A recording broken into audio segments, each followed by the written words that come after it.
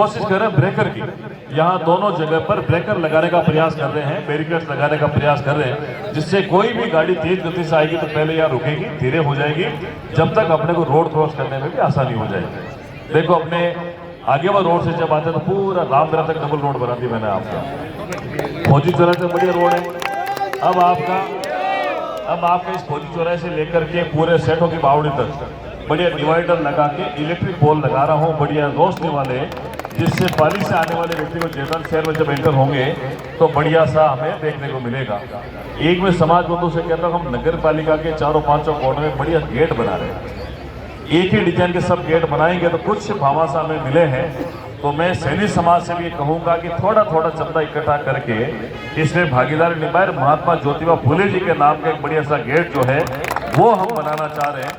तो इसमें सबसे पहले मैं भी इसमें भागीदारी निभाऊंगा, आपसे भी आग्रह है कि जो भी उसका एस्टिमेट बनेगा उससे मदद करके सब मिलकर के जेतारण में आने वाले कई वर्षों तक वो जो गेट है वो हमारे समाज की पहचान छोड़ेगा। इसलिए आपसे आग्रह है कि नगर पालिका चाहे तो आप सेठों की बावड़ी के उस तरफ जहाँ से मेंटर होते हैं जेतारण शहर में वहाँ हम लोग बनाए तो थोड़ा सा आनंद भी आएगा, लोगों को लगेगा।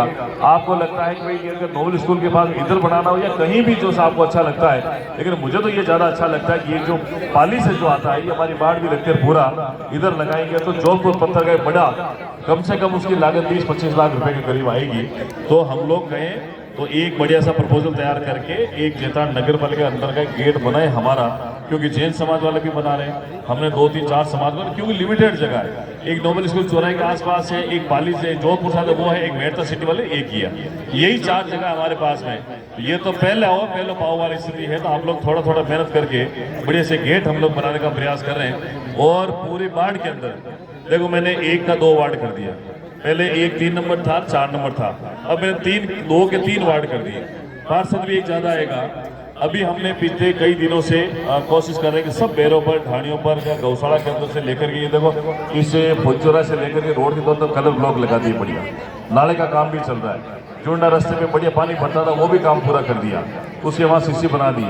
अब इधर भी हम लोग कोशिश कर रहे हैं कि मेरे ढाणियों पर जो भी कोई छोटा मोटा बचा हुआ है उसको भी सीसी का काम हम लोग करा रहे हैं। और कहीं आपको लगता है क्या इलेक्ट्रिक के पोल की आवश्यकता है, केबल की आवश्यकता है, और कहीं ट्यूबलाइट की आवश्यकता है, सीसी रोड की आवश्यकता है, ब्लॉक की आवश्यकता है, पानी की पाइपलाइन की आवश्यकता है, तो आप लोग बताएं आने वाले 2-3-4 महीने के अंदर अंदर पूरे जेतारण में, इस 3-4 नंबर वार्ड में भी पूरे जेतारण शहर में जहाँ जहाँ शहरवासी निवास करते हैं उनके वहाँ सड़कों का, पानी का, लाइट का सब काम हम लोग कर रहे हैं। तो ये सब आप लोगों के लिए, क्योंकि आपने भरोसा जताया है, एक ऐतिहासिक बहुमत दिया था जेतारण नगर पालिका बोर्ड बनाने का। इस बार भी आपसे आगे जब भी चुनाव हो तब आप सब लोग पूरी ताकत के साथ जैसा पहले बनकर के खड़े हुए वैसी ताकत बनकर के आप सब लोग साथ खड़े रहेंगे तो इस जेतारण में फिर से अपना बोर्ड बनेगा तो अपना चेयरमैन बनेगा, पार्षद बनेगा, उप चेयरमैन बनेगा, तो हम सब लोग बचे हुए कामों को जल्दी पूरा करेंगे। इस बार तो मुख्यमंत्री ने बजट में हमें जेतारण के लिए सौंदर्यीकरण के लिए बड़े पैसे दिए हैं। अप्रैल के बाद तो वो काम शुरू होगा, चाहे नगर पालिका के नए भवन की बात हो, यहाँ लगभग टाउन हॉल की बात हो, बरसाती पानी की निकासी के नाले की बात हो, सीसी सड़कों की बात हो, कलर ब्लॉक की बात हो, तो अच्छे से अच्छा काम जो है हम लोग कर रहे हैं। मैं मानता हूं कि बीते 5 वर्षों में अच्छा काम हमने किया, लेकिन थोड़ा सा काम अगर कहीं कोई बचा हो तो मैं आपसे आग्रह करता हूं कि थोड़ा समय, जब तक मुझे लगता है कि थोड़ा चुनाव में भी समय लगेगा, आचार संहिता अगर नहीं लगेगी तो उसके बीच में तो करवा दूंगा, और बचा हुआ काम भी चुनाव के बाद पूरा कर देंगे, क्योंकि मेरा भी लगभग 2.5 साल का समय चुनाव के बाद बचेगा। इस 2.5 साल में पूरे बैरों के ऊपर कहीं भी 1 भी इंच जगह नहीं छोड़ूंगा जहाँ कलर ब्लॉक नहीं लगे हुए, सीसी ब्लॉक नहीं लगे हुए। तो जेतारण शहर की मेरी जवाबदेही है, क्योंकि लगभग सब जगह हमने कर दिए, लेकिन अब बड़े काम हमें करने, बड़ा हॉस्पिटल हमारा बन रहा है, बड़ा बिजली घर हमारा बन रहा है, हमारा नगर पालिका नया बन जाए, बैरों पे सीसी हो जाए, पानी की पाइपलाइन बिछ जाए, इलेक्ट्रिक के पोल लग जाए, केबल खींच जाए, रोड लाइट हो जाए, इसके अलावा और क्या चाहिए अपने को। तो ये सब काम मेरी जिम्मेदारी है, बस आप लोग तो मजबूती के साथ में खड़े रहें। कानून का सम्मान, प्रशासन का सम्मान करना भी हमारी जिम्मेदारी बनती है। आज आप लोगों की ताकत है कि आप लोग सरकार के सामने, शासन प्रशासन के सामने कोई भी बात कहेंगे, आपकी बात में वचन होगा, काम हो जाएगा, लेकिन इसका गलत फायदा भी हम लोगों को नहीं उठाना है, क्योंकि हम लोग आज शासन में हैं। हमारी नैतिक जिम्मेदारी बनती है कि हम कानून का सम्मान करें, शासन का सम्मान करें, प्रशासन का सम्मान करें। सबको पता है कि काम जो होता है वो हवा से होता है, आज अगर हमारे साथ में जो लोग हैं सबको पता, प्रशासनिक अधिकारियों को, वैसे ही काम हो जाएगा।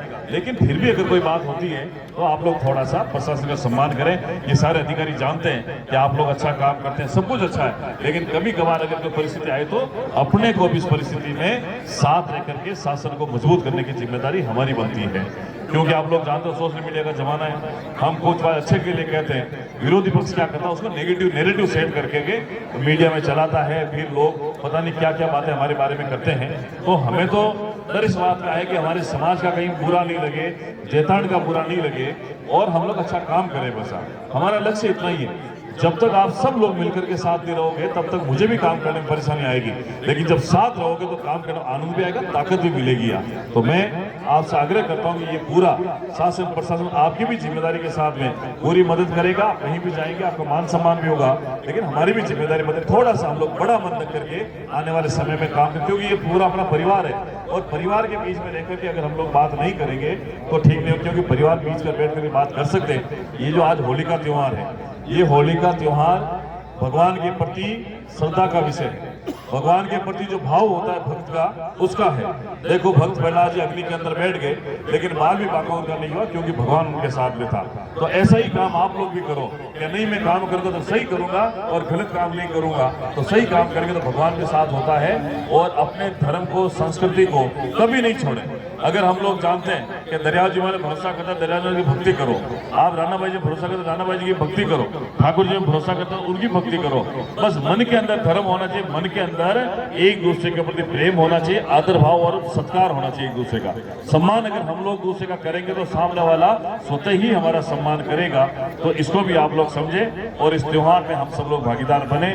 अब ये कुछ दिनों के लिए त्योहार का टाइम चलेगा, इसमें थोड़ी सी भी अगर असावधानी होती है तो बड़ा तनाव का कारण बनता है, दुर्घटना होती है, एक दूसरे में लड़ाई झगड़ा होता है। इसलिए आप लोग कम से कम ऐसे समय पर, मौके पर आप लोग इस बात का ध्यान रखें कि हमारे इस त्योहार मनाने के कारण कोई नाराज नहीं है। अगर हम लोग गुलाल फेंकें, किसी आंख में लगे या किसी को पसंद नहीं है, तो ऐसे लोगों से भी आप लोग सावधान रहें, क्योंकि त्योहार मेल मिलाप का है, एक दूसरे का जुड़ाव का, दोस्ती का है, प्रेम का है। लेकिन अगर कोई झगड़ा होता है, वो हो जाता है, फिर त्योहार का किरकिरी हो जाती है, माहौल जो वो खराब हो जाता है। एक दूसरे को समझाएं, समाज बड़ा है, सब लोगों को साथ लेकर के चलने की हमारी जिम्मेदारी है। बाकी तो आप सब लोगों के लिए मैं हूँ, 24 घंटा आपके फोन का जब भी आता है तो मैं उत्तर भी देता हूँ, काम करने का प्रयास भी करता हूँ। आगे भी भरोसा देता हूँ कि फौजी चौरा है सदैव सर माथे पर रहा है, इसको माथे पर रखने का काम करेंगे। और कोई भी